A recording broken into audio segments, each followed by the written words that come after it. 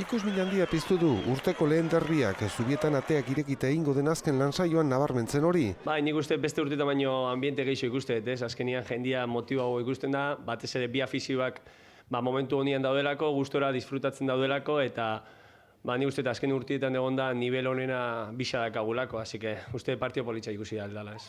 Horrek jokalarien grina areagotuko du. Eta daneri jokalari bezala, ni realzale bezala, beti gustatzen zaigu partio irabaztia, da kasu honetan partio berezisa, bai gure aldetikan da beren aldetikan, danak desio egun irabazteko partidu dela. Sailkapena gainera derbi handi bat iragartzen du, laugarrena bosgarrenaren kontra, baina Donostian asmo bakarra dago. Bueno, favorito ez dakit itzan, ez? Baina, bueno, klaro dagoena gu etxian jolasten dugula, eta gu momentuan empatiaz genuela ontzat hartuko, ez?